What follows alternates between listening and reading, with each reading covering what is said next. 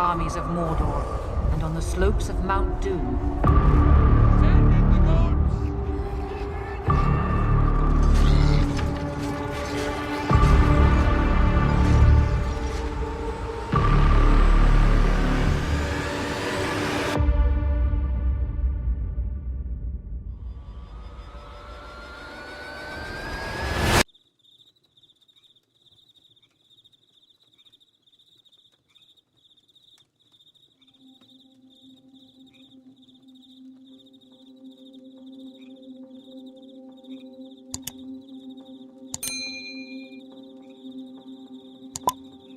Depuis que je suis né, le monde m'a toujours intrigué. La façon dont les gens bougent, réagissent et interagissent avec les autres, je me suis toujours demandé pourquoi sur la plupart des choses que je voyais, comme vous en réalité et tous ceux que vous connaissez.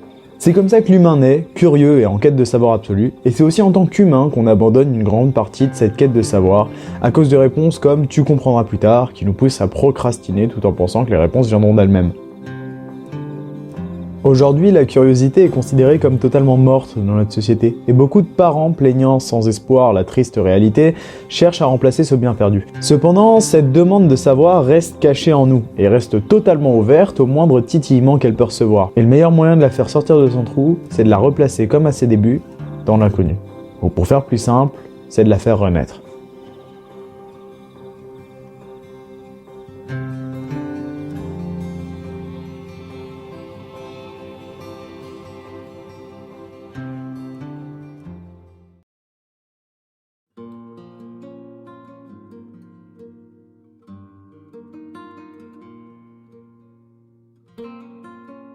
Faire renaître un sentiment humain, c'est à la fois très simple et extrêmement compliqué.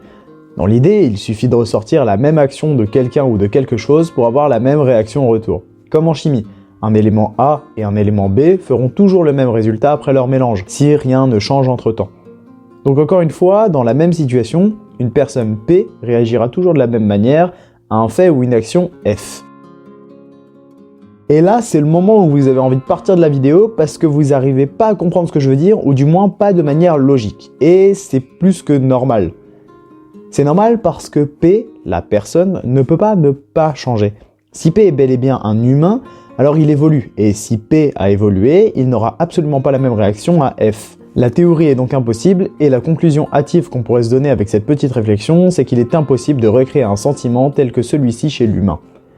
Et là encore une fois, ça titille, ou en tout cas, ça sonne faux. Je vous l'avais dit que c'était pas simple, mais bon. Vous inquiétez pas, je vais vous résumer ça en quelques mots. Il est impossible de recréer une réaction identique deux fois chez l'être humain, mais on peut recréer la même curiosité, car les sentiments tels que la curiosité ne sont pas des réactions. Et là, on rentre dans le vif du sujet. Si on ne peut pas retrouver la curiosité identique de ce qu'on a vécu enfant car on a évolué, alors faisons en sorte que l'on puisse s'y rattacher, même après avoir évolué. Tout le monde connaît le mot fantaisie. Aujourd'hui utilisé de manière assez aléatoire pour désigner tout ce qui est bizarre ou étrange, la fantaisie est à la base un genre artistique qui permet de représenter des phénomènes surnaturels imaginaires, souvent associés aux mythes et souvent figurés par l'intervention ou l'emploi de la magie. Merci Wikipédia. En gros, la fantaisie, c'est un peu un bordel où on met tout ce qui touche au surnaturel, de près ou de loin. Que ce soit du Seigneur des Anneaux à Hercule, en passant de dire bonjour à Jack Sparrow, tout est de la fantaisie. Il est aussi bon de rappeler que l'enfance aussi est bercée par la fantaisie. Les Schtroumpfs, Oui Oui ou même Casimir en font totalement partie. En effet, que ce soit à l'échelle du monde ou à notre petite échelle, la fantaisie est partout. Invisible à l'œil nu, elle a besoin d'outils tels que les histoires, l'écriture ou même plus récemment le jeu vidéo pour pouvoir être vue. Cependant, j'ai omis exprès un détail pour pouvoir parler librement de la fantaisie. Mais ce détail commence à manquer et à peser sur cette vidéo. Bravo à ceux qui l'auraient vu, et pour les autres, je parle évidemment de nous.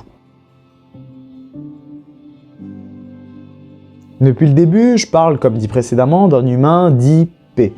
Mais perso, je m'appelle Lucas, j'ai à peine 17 ans et j'ai pas la moindre idée de comment fonctionne réellement le monde dans lequel je vis. J'ai que des échos des futurs potentiels que je vais me prendre dans la tronche et que des ignorances sur tous ceux auxquels j'aurai jamais le droit. Ce qui me rassure dans la vie, c'est ce que j'appelle la vérité, c'est-à-dire un calme d'une vie tranquille, loin de toute l'anxiogénité d'un futur imparfait. Je suis ce que je suis et je ne suis pas P. Et vous non plus d'ailleurs.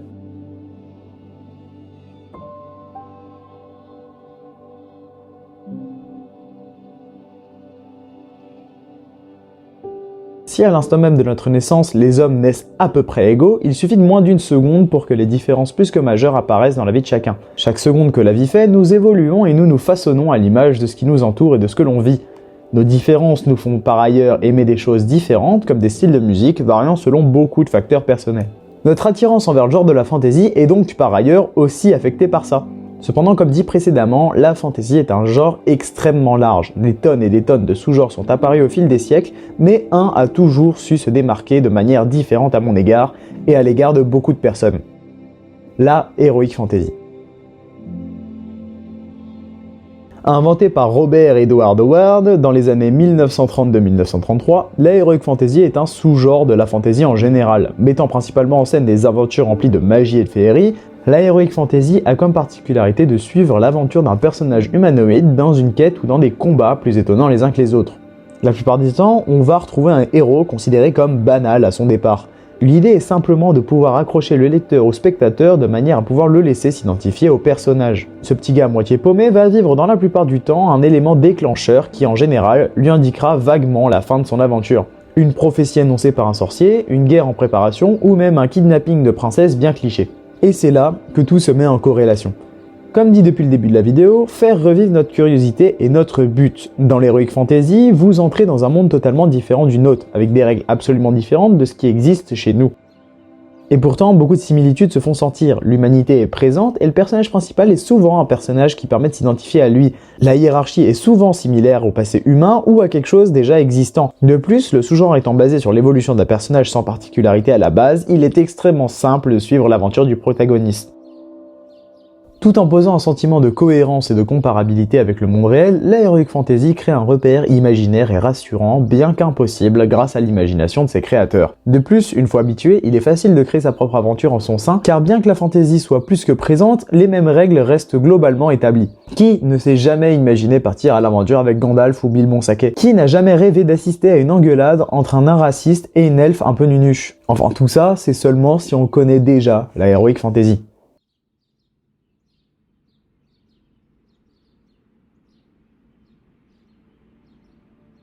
Avec tout ça, on pourrait croire que c'est assez simple de rentrer dans cet univers. On pourrait juste se dire un soir, allez hop, un livre au hasard avec marqué Heroic Fantasy dessus et je me lance. Et vous savez quoi? Bah c'est pas vraiment une bonne idée. Ouais, je sais, c'est pas très étonnant. La réalité, c'est qu'avec une si grande diversité de possibilités, c'est très compliqué de trouver quelque chose pour bien commencer. À l'image des terres proposées dans ces histoires, le genre est très large et très vaste. Certains sont très compliqués à appréhender et d'autres nécessitent une connaissance déjà présente du genre pour pouvoir les apprécier. Pour les nouveaux aspirants au genre, je ne conseillerais pas de commencer par les plus grands classiques. J'entends par là le Seigneur des Anneaux ou autre. Étant certes bien expliqués et très détaillés, leur densité nécessite une ouverture d'esprit plus que présente pour pouvoir s'y confronter. Cependant, si vous avez déjà une petite expérience dans la fantasy en général, n'hésitez pas et foncez. Le simple fait d'avoir déjà vu les Harry Potter peut vous permettre de bien apprécier ces ouvrages. Après s'y être intéressé un minimum, je vous conseille la saga mythique du donjon de Naheulbeuk, en BD du moins. Saga parodique et particulièrement déjantée, elle vous permettra de bien vous marrer et de valider vos acquis du genre, ou du moins vos idées reçues. Le naradin, l'elfe nunuche ou le barbare débile en culotte à fourrure, tout ça. Et pour les plus aguerris, là c'est quelque chose de très personnel, je vais pas m'étendre dessus, mais l'apogée du genre se trouve dans le principe même du jeu de rôle. Que ce soit sur table avec des amis ou en club pour des parties d'1 heure, ou même sur Discord dans des longs textes avec des parties durant des semaines. N'ayez pas peur de vous jeter dedans. Pour terminer cette vidéo, j'aimerais juste vous rappeler quelque chose. Certains disent souvent que la curiosité disparaît et que l'imaginaire qui en découle est totalement mort. Pourtant, ceux qui l'affirment disent aussi que les amateurs d'Heroic Fantasy sont des enfants qui n'ont jamais grandi. Alors j'aimerais juste vous rappeler qu'il faut davantage d'ouverture d'esprit pour entrer dans la terre du milieu de Tolkien que dans un roman de Mark Levy, quoi. Merci Chris.